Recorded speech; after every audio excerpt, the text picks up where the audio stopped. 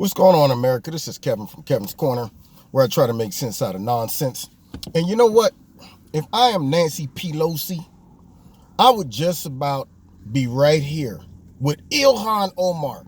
I would be tired of trying to run interference for her and her ignorance. I mean, because see, even if I was just a regular American walking around, wasn't conservative, and I hear some of the things that comes out of her mouth, I'd be concerned.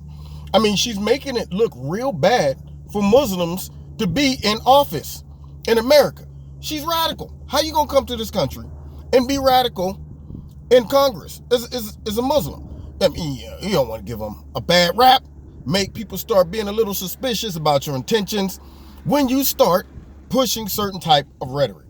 Okay, so now here she is in front of a crowd, and she decides that it's not for me, it's for the people. I'm amongst friends. Apparently nobody is going to get this video footage out, so I'm gonna go ahead and try to create another subgroup in America that is being attacked and persecuted, another victim group, so that they can kind of build their shield, and you can't come and mess with us because we're victim group again.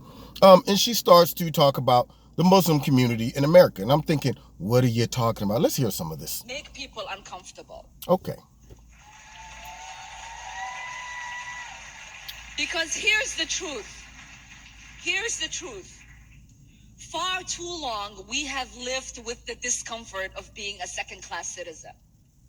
And frankly, I'm tired of it. And every single Muslim in this country should be tired of it. Okay. Now, I'm a little curious about what she's talking about. Far too long, we have lived with being a second-class citizen in America. Really? That's news to me. Last I checked, I don't see any mosques getting broken into in America, or Muslims just being attacked in the middle of the street and beaten. I don't see any oppression when it comes down to them getting jobs and stuff like that. From the time I was a little kid, growing up, even during the times where terrorism was on the rise, nobody was targeting the Muslims in America. I mean, last I checked, they're still working jobs. They're still raising their families. In fact, I would argue that they get some benefits and privileges that some of the Christians walking around don't get. You don't hear comedians getting up there and making fun of Islam. You don't hear people in the government talking negatively about Islam. They're all afraid.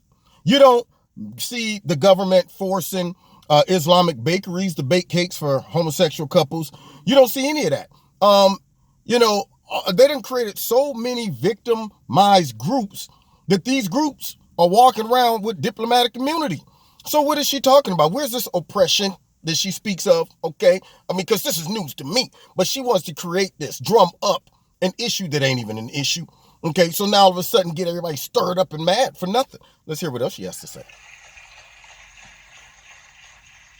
CARE was founded after 9/11 because they recognized that some people did something and that all of us were starting to lose access to our civil liberties. Okay, so now what civil liberties is she talking about? And somebody did something. Could you identify that somebody who did something? I mean, let's be honest. If I'm supposed to be a patriotic, loyal American, then I have to call balls and strikes.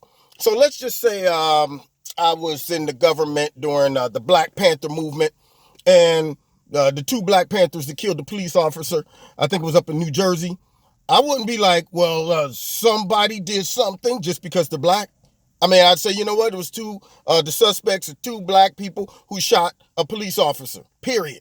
All right. I'm not going to let our connection through race or religion or something like that make me downplay somebody doing something stupid. So I got to call it for what it is. So somebody did something. Yeah, right. Okay, so not only that, she goes ahead and downplays that somebody who did something. Okay, I guess she didn't want to say there was Muslims who did this, there was radicals who did this. She could have had the chance to draw a distinction between those people who did that and the rest of the Muslim community. But she didn't. Because see, in her mind, she might be thinking maybe some of the people out in the audience was like, I don't see what the problem was with 9/11. I mean, they went out in a blaze of glory for Allah. So I'm not going to call it out because I don't want to offend anybody in the audience. But yet, she talks about America and all their atrocities and stuff like that. The same country that took her from a horrible situation in some refugee camp, brought her over here, set her up with a house, gave her a home, allowed her to go get an education, and end up being in Congress. But yet, they're under so much oppression and they're second-class citizens. That's what they are, right? So you can't just say that today someone is looking at me strange, that I am going to try to make myself look pleasant. You have to say, this person is looking at me strange. I am not comfortable with it. I am going to go talk to them and ask them why. So now she's about to get people beat up. All right, that's what's going to happen. I mean, last I checked, it's okay to look at people. I mean, I'm a black guy, and sometimes, I saw a little kid the other day looking at me like he had never seen a black guy. He was this little kid, and he was looking like, oh my God. And I mean, I looked down at him, smiled, and kept it moving. I didn't go up to him and say, hey kid, what are you looking at? What's your problem? You got a problem with me? She's about to get people beat up. She's trying to stir up some type of unnecessary controversy. I walk past Muslims all the time. I don't stop and stare. I don't be like, look, one of those people over there is probably a terrorist. None of that. She's making a problem that isn't a problem, okay? She's right now pandering towards the audience, pumping them up, giving them a little red meat, as they say, dog whistles, all of these things. And yet she's running around in Congress. I'm telling you right now, Nancy Pelosi probably is like, I'm sick of trying to run interference for this girl. I mean, we're going to have somebody challenge her. She got to go. Because that is a right you have. So we are coming off a tragic nightmare that has happened to Muslims in New Zealand. Now, she goes from somebody did something, okay? I guess she was referring to that just minor, snafu that took place on 9/11. And some random people, well, we don't know who they were or their affiliation or their motive or none of those things. Just some random radical people, perhaps, I don't know, did something really bad. But now all of a sudden, this right here in New Zealand, tragic. Now, notice that she also don't bring up any of the times when Muslims blew up something, ran a whole bunch of people over, stabbed some people, all of those things. No, all of those things aren't tragic. All of those things, she's not going to call that out. But a mosque gets attacked in New Zealand, and it's tragic. So then the atrocities that radical Muslims perpetrate on society all over in England and France and all over the place, those aren't tragic. I mean, are those to be celebrated? Are those to be downplayed? Are those to be, you know what? They went out and got the 12 virgins because they did the work of Allah. Was that what she's saying? See, if you're going to downplay 9/11 and then just upplay the situation in New Zealand, that shows me a lot about you. See, I got a problem with that. It's almost like, 9/11, it is what it is. But New Zealand was horrible. It was tragic. I'm concerned about her. Let's hear a little more. Many of us know that this is not a one-off incident. Many of us were not shocked or surprised. Many of us were kind of holding our breath for a really long time, thinking, when will something like this happen? So she's saying that I guess these mosques all over the world are being just shot up. I think there's been more terrorist attacks in the last couple of years than mosques being shot up and things like that. And I don't think that she's accurate when she says many of us didn't think this was a one-off. I haven't heard lately of, the last mosque in America getting shot up, or in New Zealand or in England and some of the civilized countries that a lot of Muslims live in. I don't recall a lot of mosques being shot up. But I do know that a lot of terrorist attacks take place all the time. No, those aren't one-offs. I do know synagogues. Yeah, what about the synagogue that got shot up in Pittsburgh? Was she saying, well, you know what, it's on the rise and this is it wasn't a one-off and this is tragic and all of that stuff? Did she talk about those things? I'm just curious. I'm wondering.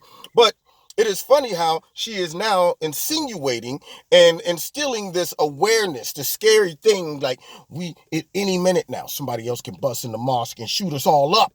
That's what she's doing here, drumming it up. Because many of us have experienced threats in our mosques, in our schools, even for our individual leaders.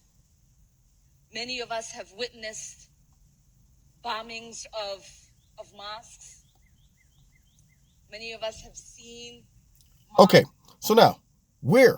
In America? Bombing of mosques? I haven't heard of one.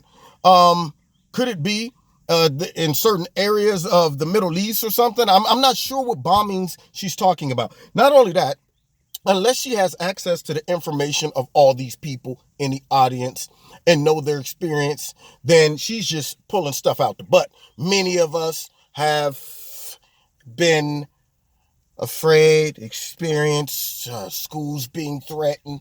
I'm just going to go ahead and dragnet and throw out statements and hope somebody out there actually is sitting there thinking about this stuff and have experienced it. But I don't have any data. I don't. I'm just going to throw out statements to the crowd and just hope that they're sitting there going, well, it's not me, but maybe it's this guy.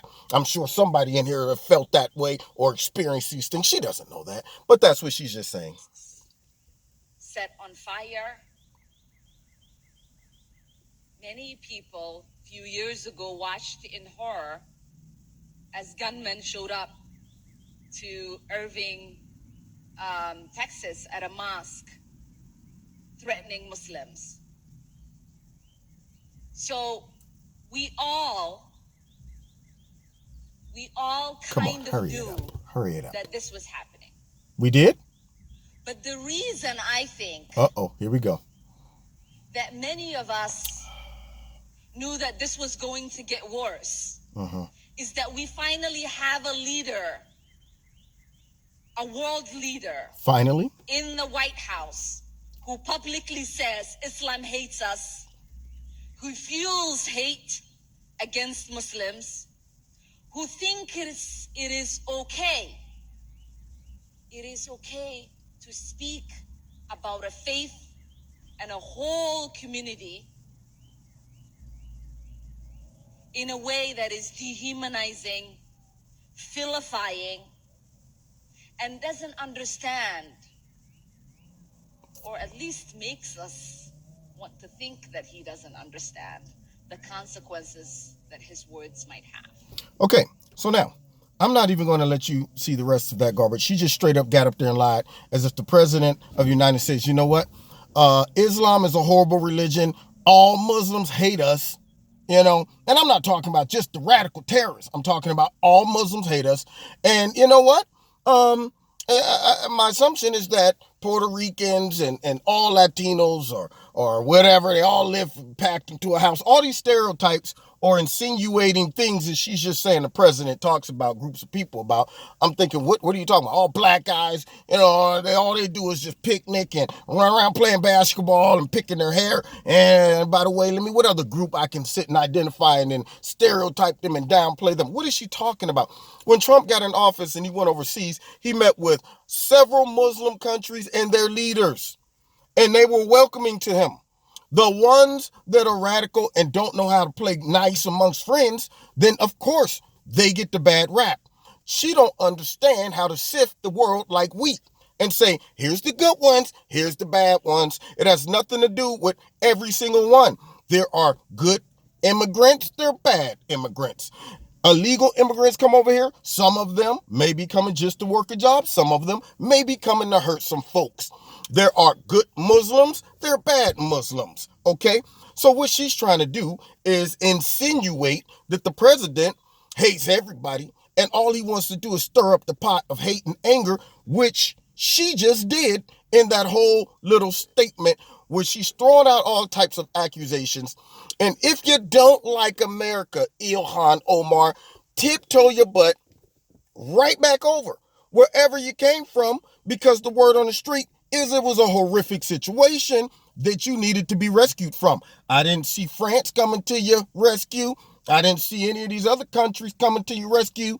America came to your rescue. Now you're here and you're dogging it and you're saying we're under attack, we're oppressed, we're a second-class citizen, but I'm also in Congress. Yeah, Nancy, get your kids, man. Get your kids. They're making everybody, not just the Democratic Party, look bad. They're making Americans look bad, okay? And the sad part about it is she's making Muslims look bad, all right? Because every American is watching that right now that heard her just downplay the seriousness of 9/11. Let's be honest. That's the type of stuff that stirs up a little animosity and anger. And you start going, well, I mean, wait a minute now. What are you saying? Okay. All right. That was a long time ago. And we, but now you're trying to stir up some anger. And I don't know what's going on. You don't respect the gravity of what took place in 9/11, but yet, Muslim got the horrific situation over in New Zealand. But 9/11, that was nothing. Some people did something back then. See, she gets in and she just starts thinking up the joint, bringing all this attention to herself and gonna make it real bad for everybody. Yeah, but I'm okay with that because guess what? She's a Democrat. All right, I don't like none of the Democrats. I want them all to go down. But in her case, for her to do this takes it just to one more level of disgusting. Anyway, you've been listening to Kevin and Kevin's Corner. Burn me up on that one. Check me out every Wednesday, 7:30 live in Kevin's Corner on my radio blog talk show. Don't forget to hit like, share, subscribe, and the notification button. Find me on Twitter and on Facebook. And if you want to donate to Kevin and Kevin's Corner, feel free. There's a link in the bottom to do so. And check out Extreme Tees. The link is in the bottom of this video. If you like something, click on it. Put my name in the promo code, Kevin, and you'll get a 20% discount. And we will see you next time in Kevin's Corner. And if you want to donate, there's a link in the bottom. God bless.